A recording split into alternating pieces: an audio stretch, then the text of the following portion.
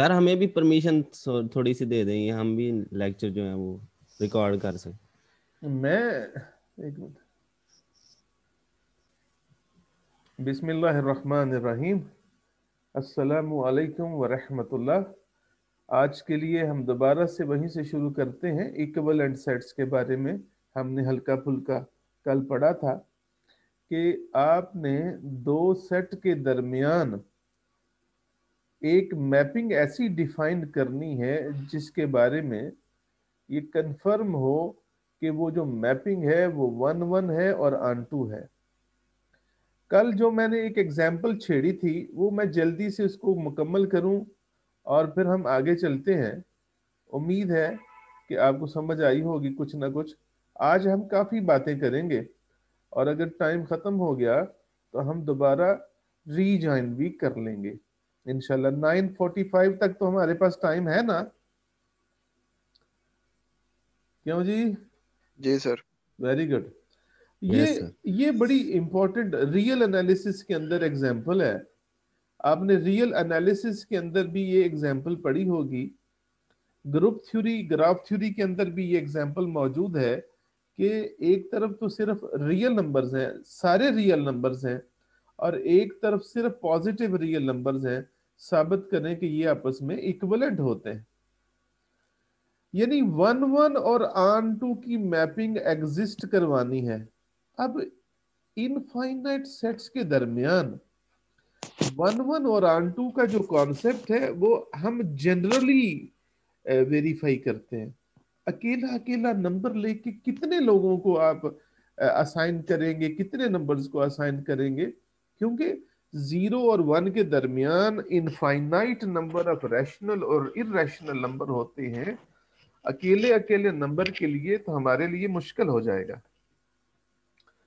तो ये मैंने आपको मिसाल दी थी कि ये जो e की पावर x है, ये एक ऐसा फंक्शन है जिसकी डोमेन जो है, इसकी डोमेन अगर आपको कोई पूछे तो इसकी डोमेन है रियल नंबर्स और इसकी रेंज है जस्ट पॉजिटिव रियल नंबर्स। तो ये वो ऐसा कनेक्शन है, एक्सपोनेंशियल फंक्शन ये वाला, जो इन दोनों के दरमियान, इन सेट्स के दरमियान राबते का काम करता है। और फिर इसी की मदद से हम फिर साबित करते हैं कि ये इन दो के दरमियान, आर और आर प्लस के दरमियान 1 1 की मैपिंग ड्रा करता है। क्योंकि ई की पावर एक्स का आंसर कभी भी नेगेटिव नहीं आता। चाहे आप नेगेटिव वैल्यूज एक्स की जगह पुट कर दें, आंसर पॉजिटिव ही आएगा। तो ये आपके सामने उसने फंक्शन को डिफाइन किया। और मजे की बात आपको मैं ये बताऊं कि ये नेचुरल लॉ का एंटी है। यानी जब आपको कोई ये कहा जाता है कि जनाब किसी नंबर का नेचुरल लॉग ले, तो जब आपने उसका एंटी लॉग लेना है तो एक्चुअली आप ये लिखते हैं ई की power natural log of x. तो ये जो एक्सपोनेंशियल फंक्शन है ये नेचुरल लॉग का एंटी है। तो आन टू में ये मेरी मदद करेगा। तो जरा देखिएगा, हम यहां से देख लेते हैं। ये फंक्शन डिफाइन हुआ, हमने दो डिफरेंट वैल्यूज के इमेजेस को बराबर रखा। ई एक्स ई वाई के बराबर आया।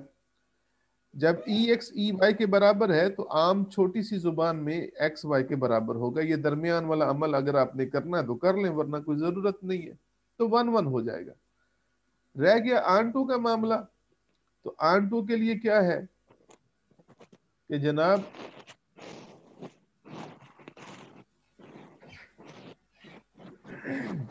दो लाइनें हैं कि ये जो नेचुरल लॉग एक्स है ये कैसा है। नेचुरल लॉग एक्स एक ऐसा फंक्शन है जिसकी डोमेन पॉजिटिव रियल नंबर होते हैं। यानी नेचुरल लॉग एक्स जो है ये पॉजिटिव रियल नंबर्स को फेंकता है रियल नंबर्स के अंदर। तो आप अगर पॉजिटिव रियल नंबरों में से कोई एक्स लेते हैं तो वो कहता है मुकाबले में there is natural log x such that ये जो है आपको आर प्लस से वापस एलिमेंट आर में लेके जाएगा natural log. For every x belongs to R plus there exist natural log x in R.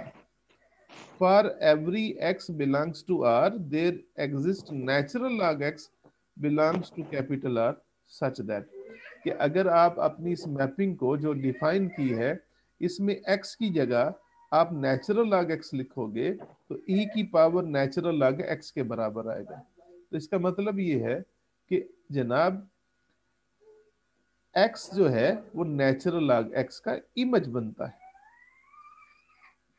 तो इन दो छोटी छोटी बातों से आप ये साबित कर सकते हैं इस फंक्शन की मदद से कि r और r प्लस जो है ये दोनों के दोनों इक्विवेलेंट है। और इससे अगली जो एग्जांपल है वो भी साथ शामिल कर लें ताकि बात खत्म हो जाए। ये बड़ी इंपॉर्टेंट एग्जांपल है, ये पेपर में आती है, आई है, आती भी है, इंशाल्लाह इस दफा भी आएगी। Prove that two concentric circles are equivalent. आपने ये साबित करना है।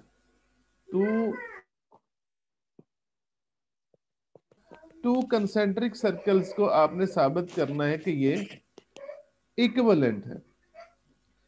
कंसेंट्रिक सर्कल्स कौन से होते हैं ये अब आपको पता होना चाहिए। मैं आपको यहां पे ड्रा करके देता हूं और फिर एक चीज आपको बताऊंगा, उम्मीद है वो आपको समझ आएगी। आपने ये एक सर्कल ड्रा किया, उसके बाद एक और सर्कल ड्रा किया इसी के अंदर, इस तरह कि जनाब क्या बात है, तुसी अपनी वो कर लो ना शुरू।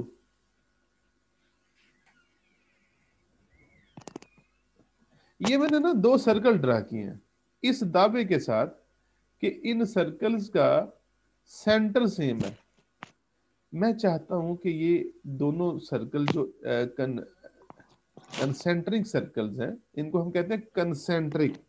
आपने जरूर किसी छोटी सी किताब के अंदर छोटे लेवल पे पढ़ा होगा कि कंसेंट्रिक सर्कल्स क्या होते हैं। सिर्फ एक चीज का डिफरेंस होता है इनमें कि इनके रेडियस डिफरेंट होते हैं, अलबत्ता इनका सेंटर सेम होता है। They have same centre. कोई अगर आपसे ये कहे कि जी साबित करें कि ये इक्विवेलेंट है तो कैसे साबित करेंगे? मैं एक लाइन ड्रा करने लगा हूं, उम्मीद है आप मुझे बताएंगे कि आपको क्या समझ आई है इस लाइन को ड्रा करने से। मैं एक लाइन ड्रा करने लगा हूं, ये देखिएगा एक लाइन मैंने ड्रा की है यहां तक। इस लाइन ने मेरे इन दोनों सर्कल्स के दो डिफरेंट पॉइंट पे इंटरसेक्ट किया है। यहां किया इंटरसेक्ट, आइए इसका नाम बी रख लेते हैं जानबूझ के समझने के लिए, और एक यहां पे किया, आइए इसका नाम ए रख लेते हैं। अच्छा जी, इन और मैं जानबूझ के थोड़ा सा अपने सुनने वालों के लिए यहां पे एक्स एक्सिस का तस्वर देता हूं, फर्ज करें जानबूझ के, और यहां पे ये वाई एक्सिस का एक तस्वर देता हूं। देखिए ये जो मैंने ब्लू लाइन ओरिजिन से ड्रा की है जो कि ए और बी को इंटरसेक्ट करती है, क्या डिफरेंस है जी इस लाइन के अंदर दोनों पॉइंट्स पे? अगर मैं ओ से ए तक गया हूं तो ये जो मैंने जिस एंगल से गया हूं वो एंगल ओ से ए तक जाने में और ओ से बी तक जाने में सेम है। एंगल के अंदर टर्न नहीं आया, सिर्फ फासला जो है वो डिफरेंट है। अगर ए पॉइंट की पोजीशन, वैसे तो आपको सर्कल्स की इक्वेशंस आती हैं, ये मैंने जो सर्कल्स लिए हैं इनके बारे में ये दावा करने लगा हूं कि ये सर्कल का जो सेंटर है ना ये ओरिजिन नहीं है, अदर देन ओरिजिन है। कोई भी सर्कल जिसका सेंटर ओरिजिन ना हो वो आपने यहाँ पे लेना है। X minus a y minus b का square is equal to r square. इस टाइप का आपने एक सर्कल लेना है अंदर और बाहर। दोनों के सेंटर सेम है, रेडियस डिफरेंट है, तो मैं दावा करता हूं जनाब कि ए का रेडियस आर है और ए का रेडियस एस है, जो कि आपके नोट्सों के अंदर भी यही मौजूद है। हम ए का रेडियस एस ले लेते हैं और ए का आर। तो आपको जरूर इल्म होगा कि एक होती है पैरामीट्रिक इक्वेशंस सर्कल की। तो आप अगर पैरामीट्रिक इक्वेशंस लें सर्कल्स की जिनका सेंटर ओरिजिन ना हो, वो इस तरह की होती है, एक्स इज इक्वल टू ए और कॉस थीटा ऊपर वाले के लिए, इसका वाई क्या होगा, b plus r sine theta. इसी तरह अगर आप दूसरे सर्कल की भी पैरामीट्रिक इक्वेशन लिखेंगे तो वो आर की बजाय आप एस लिख देंगे तो वो मुकम्मल हो जाएंगी। अब जब आप ए से बी तक जाएंगे तो ए और बी में यकीन माने सिर्फ एस और आर का फर्क है, डिस्टेंस का फर्क है, एंगल सेम है। यानी फर्ज करो मैं कहूं कि इस जगह जहां से मैंने ए और बी पे पहुंचा हूं ओरिजिन से, अगर वो एंगल थीटा 1 है, क्योंकि हर पॉइंट पे डिफरेंट एंगल्स हैं तो नाम रख लेते हैं, तो जब मैं ए पे पहुंचूंगा तो इस पॉइंट ए पे जो पैरामीट्रिक इक्वेशंस होंगी उसकी मदद से आप ए पॉइंट की पोजीशन लिखना चाहें तो आप कह दें कि इसकी पोजीशन है a plus r cos theta 1 और b plus r sine theta 1। जब आप इस पॉइंट की पोजीशन इस तरह अज्यूम कर लेते हैं, क्योंकि आपको पता है कि प्लेन के ऊपर एक्स और वाई दो कोऑर्डिनेट होते हैं, तो आप ए पॉइंट की पोजीशन का दावा इस तरह कर लें, तो जब आप बी पे पहुंचेंगे ना, तो बी पे जब आप बी की पोजीशन बताना चाहेंगे तो यकीन मानिए थीटा के ऊपर कोई असर नहीं है, क्योंकि आप उसी लाइन पे से सीधा आप बी पे गए हैं। थीटा चेंज नहीं होगा, एस चेंज होगा, रेडियस जो कि आपने ओरिजिन से फासला तय किया है ए के मुकाबले में वो कुछ ज्यादा होगा, तो आपने यहां एस लिख देना है। तो अगर मैं इस ए पॉइंट का इमेज कहूं कि ये बी है और इस तरीके से पूरे सर्कल के ऊपर इसी तरह का मामला करूं, यानी देखें मैं ओ से यहां आया तो यहां पे भी तो दो पॉइंट्स पे इंटरसेक्शन हुई है, तो मैं कहूं कि ये जो पॉइंट है ये वाला पॉइंट इसका इमेज ये है। इसी तरीके से मैं फिर एक और लाइन ड्रा करूं, मैं इधर आ जाऊं और फिर कहूं कि इसने भी यहाँ पे दो जगहों पे ड्रा किया है, दो जगहों पे इंटरसेक्ट किया है, मैं कहूं कि यहाँ इस पॉइंट का जो इमेज है वो ये पॉइंट है। तो इस तरीके से दोनों सर्कल के ऊपर आप ये अमल इस तरह कर सकते हैं और उसके बाद इन्हीं पॉइंट्स की वन वन की मैपिंग साबित कर सकते हैं कि ए पॉइंट का इमेज बी है, इसी तरह बाकी पॉइंट्स का इमेज भी। तो इस चीज को मैं नोट्सों के ऊपर आपको रीड करके दिखाता हूं, देखिए आपके सामने है। लो जी, दो सर्कल्स हैं, साबित करना है कि ये कंसेंट्रिक सर्कल जो है ये इक्विवेलेंट है, तो हमने C1 और C2 दो सर्कल लिए, कंसेंट्रिक है, सेंटर ए बी है, रेडियस आर और एस है। आपके सामने ये उन दोनों सर्कल्स की इक्वेशंस लिखी गई हैं और उन्हीं को एक दफा दोबारा से रिपीट किया गया है पैरामीट्रिक फॉर्म में, कि ये जो है C1 सर्कल पैरामीट्रिक फॉर्म में उनकी इक्वेशंस है। आपके सामने एस सर्कल जो है वो छोटा है, आर सर्कल जो है उसका रेडियस है, बड़े बड़े रेडियस का सर्कल है। तो C1 और C2, C1 बाहर वाला है जी, C2 अंदर वाला है। C1 से C2 एक मैपिंग डिफाइन की है और जो वो मैंने आपको बताई थी कि एक पॉइंट आपने यहां से लिया, यानी ये पॉइंट C1 का और इसके मुकाबले में दूसरे का पॉइंट है ये वाला। मैंने इस पॉइंट का इमेज ये रखा है, a plus r cos theta plus b plus r sine theta का जो इमेज है a plus s cos theta और b plus s sine theta. ये एस C2 सर्कल का पॉइंट है, ये C1 सर्कल का पॉइंट है, जिसे मैंने दावा किया है कि C1 सर्कल के पॉइंट का ये इमेज है। अब आपने आगे कुछ भी नहीं करना, आसान सी बातें हैं। इस चीज को अगर आपको समझ आ गई है तो फिर 1 1 और R2 साबित करना बड़ा ही आसान है। क्या किया है आगे देख लीजिएगा, मैं पढ़ देता हूं कि वो कहता है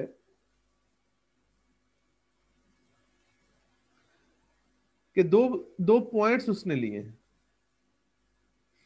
एक में एंगल θ1 है और एक में θ2 है। अगर आप सर्कल की बाउंड्री पे, यानी यहां कोई एक पॉइंट लेते हैं और फिर एक यहां पॉइंट लेते हैं, C1 सर्कल पे लेता हूं, इन दोनों पॉइंट्स के दरमियान सेंटर से अगर आप देखें तो सिर्फ एक ही चीज का फर्क है।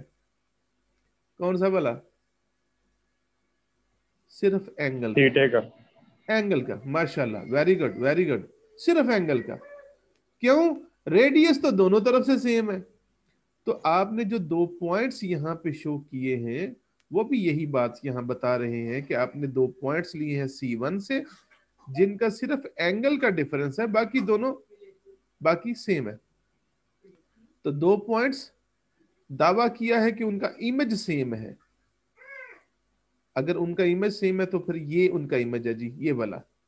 ये क्या फर्क पड़ा है जी जब वो इमेज बना है? एस, आर की जगह सिर्फ एस लगाना है। एक सर्कल से कंसेंट्रिक सर्कल के दूसरे सर्कल पे गिरे हैं तो रेडियस का फर्क है। तो मैंने कहा कि इन दोनों पॉइंट्स के इमेजेस सेम है और इमेजेस ये हैं।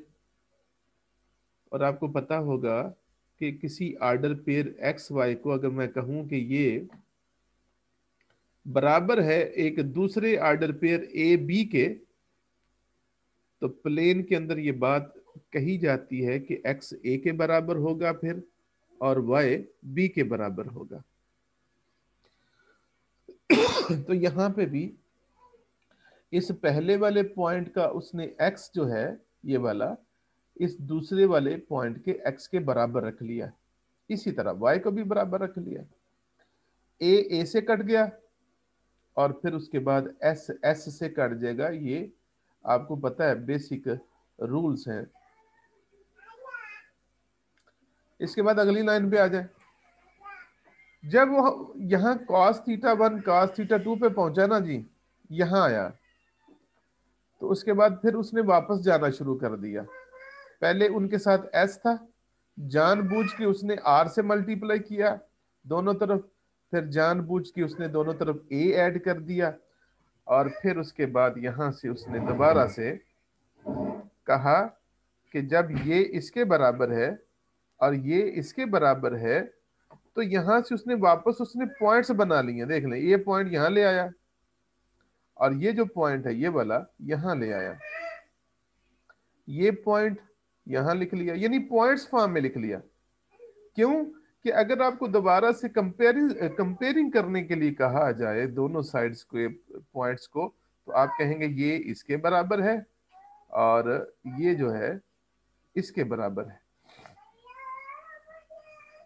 तो आप जरा गौर कीजिएगा, ये जो दोनों चीजें हैं ये बिल्कुल वही दो पॉइंट्स हैं जिनके बारे में हमने शुरू में लिखा कि इनकी इमेजेस सेम है।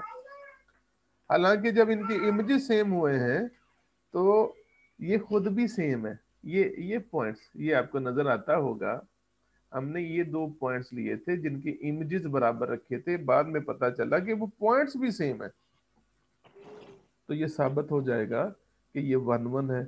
और आन टू तो इंतहाई बच्चों वाली बात है।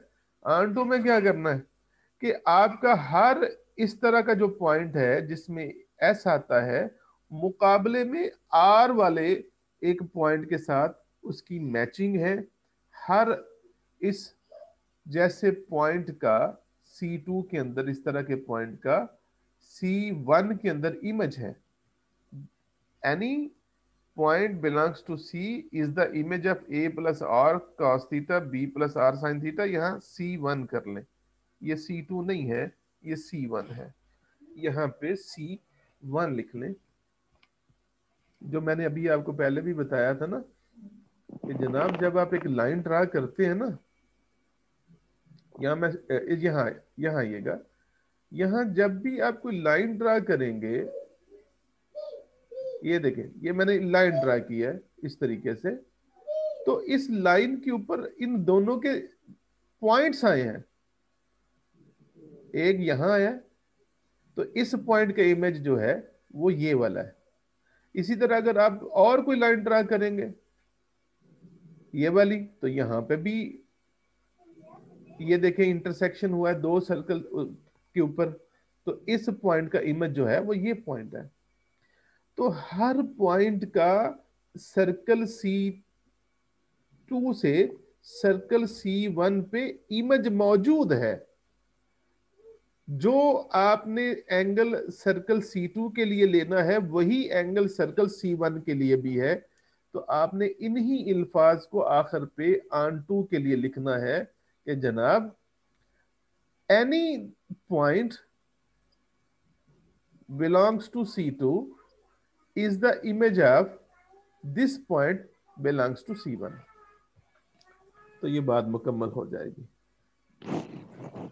चलिए अब कुछ शुरू वाले सवालों पे आते हैं।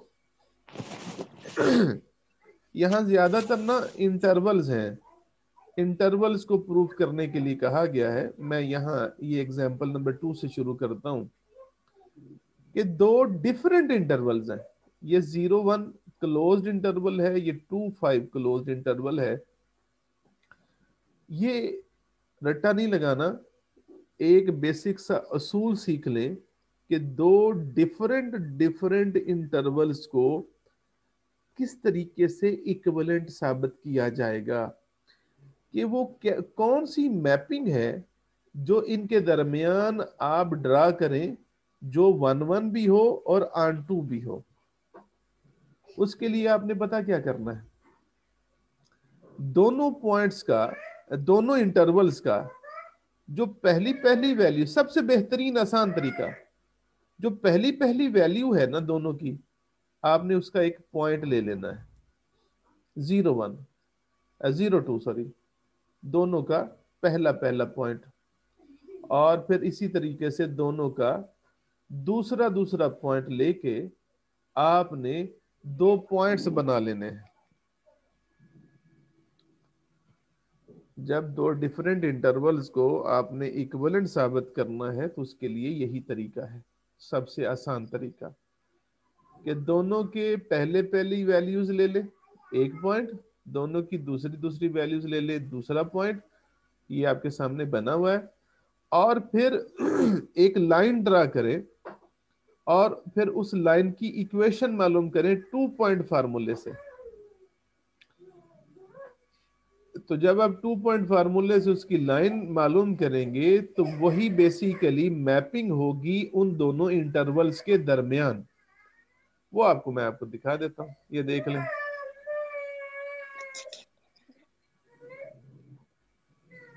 ये आपको नजर आ रही होगी कि यहाँ पे उसने 2 पॉइंट फार्मूला इस्तेमाल किया है। इस 2 पॉइंट फार्मूले में उसने वैल्यूज लगाई हैं और फिर ये वो लाइन जो उन दोनों पॉइंट्स को कनेक्ट करती है वो आ गई। ये है जी कनेक्शन उन दो इंटरवल्स के दरमियान। तो ये देखें, आपको पता है कि आप y को fx भी कह सकते हैं, y और fx का मतलब एक ही है, तो आप यहां y की जगह fx लिख दें।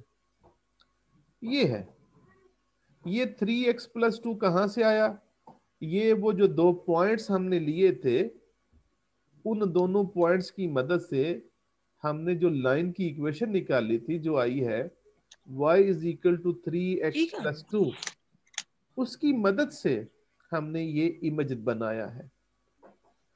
तो जब आपको ये समझ आ जाएगी तो उसके बाद सवाल जो है इंतहाई आसान हो जाएगा। देखिएगा, आपने कहना है जनाब कि वो जो दोनों इंटरवल्स हैं, ये जो आपके सामने नजर आ रहे हैं, इनके दरमियान मैंने जो मैपिंग ली है वो ये वाली है, fx = 3x+2, ये इस मैपिंग के तहत इस इंटरवल का हर एलिमेंट इसके अंदर मैप होता है और यूनिकली मैप होता है, और हर एलिमेंट का इमेज डिस्टिंक्ट है, मतलब 1 1 है इस मैपिंग के तहत, और फिर ये ऑन टू भी है। ये आपको मैं दिखा देता हूं, ये देखिएगा, f(x) is equal to f(y), मतलब 3x+2 is equal to 3y+2। Calculation से सिंप्लीफाई कर लें, 2 2 से कट जाएगा, 3 3 से कट जाएगा, और आपको फिर क्या मिलेगा, x इक्वल टू वाई। आपने यहां से x और y दो एलिमेंट लिए थे 0 1 इंटरवल से, जिनके मुतालिक दावा किया था कि इमेजेस सेम है, और इस मैपिंग के थ्रू पता चला कि फिर वो एलिमेंट भी सेम है। अब 1 1 तो बड़ा आसान है, ऑन टू में थोड़ा सा आपको गौर करना पड़ेगा। अब ऑन टू में आपने क्या साबित करना है? ऑन टू में आपके पास इंटरवल्स हैं 0 1 और 2 5। ऑन टू में मैंने ये साबित करना है कि 2 5 इंटरवल का हर एलिमेंट 0 1 इंटरवल के किसी ना किसी एलिमेंट का इमेज बनता है। यानी for any y belongs to 2 5 is image. जरा गौर कीजिएगा यहां पे, इस जगह से अगर मैं आपसे कहूं कि यहां से x की वैल्यू निकालें, यहां से x की वैल्यू निकालें, तो क्या होगी, y-2/3 ये बनेगा। तो every y belongs to 2 5 is image of this element under f। मैंने ये साबित करना है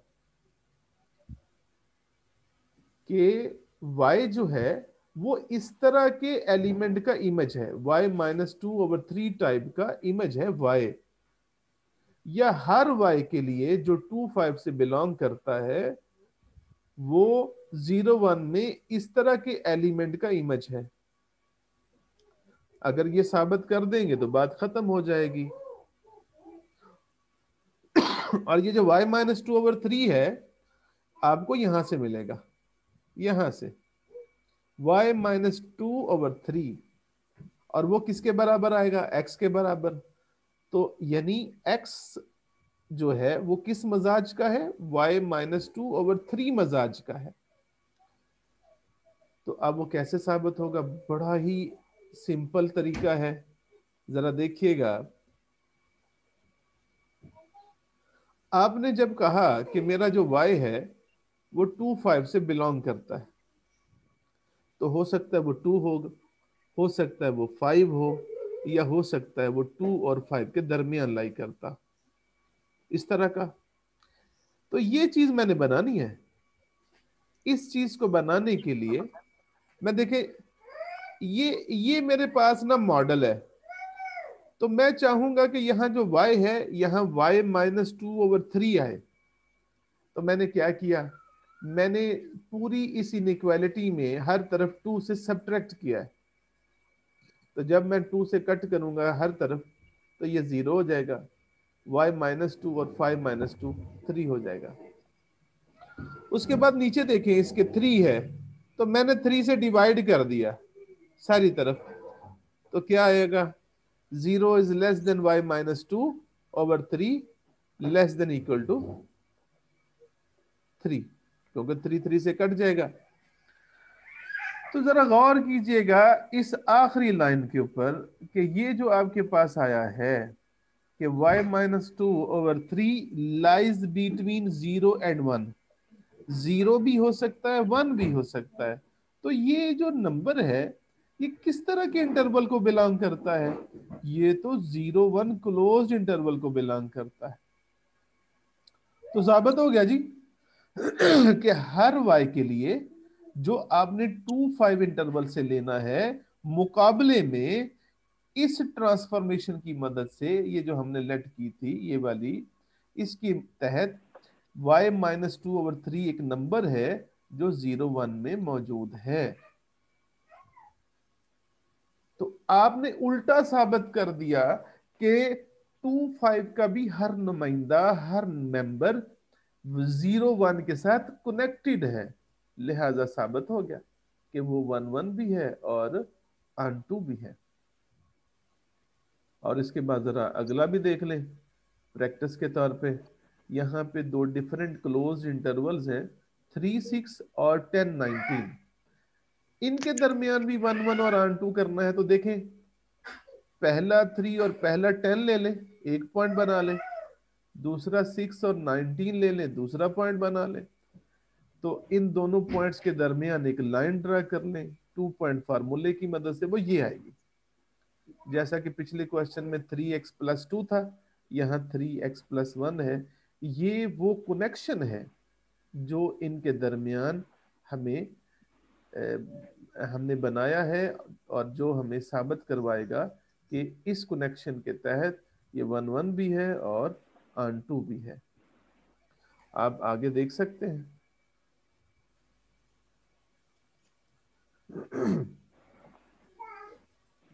उसने 3, 6 से क्योंकि हमारा साबित करना है कि 3, 6, 10, 19 के इक्विवेलेंट है, तो 3, 6 से दो एलिमेंट लिए एक्स वाई, दावा किया इमेजेस सेम है।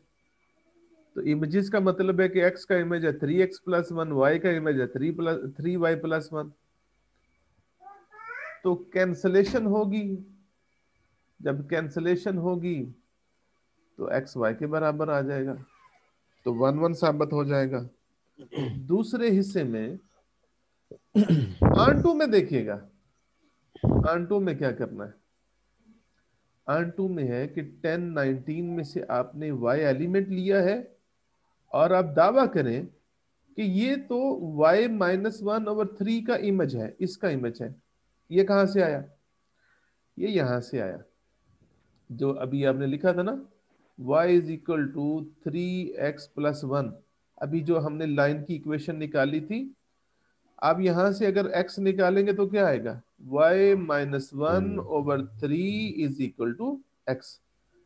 तो जो 10, 19 के अंदर एलिमेंट आए हैं इमेजेस बन के, वो x के इमेजेस हैं y की सूरत में, तो x इस तरह का है ये। तो हर y जो है वो y-1/3 टाइप के एलिमेंट का इमेज है।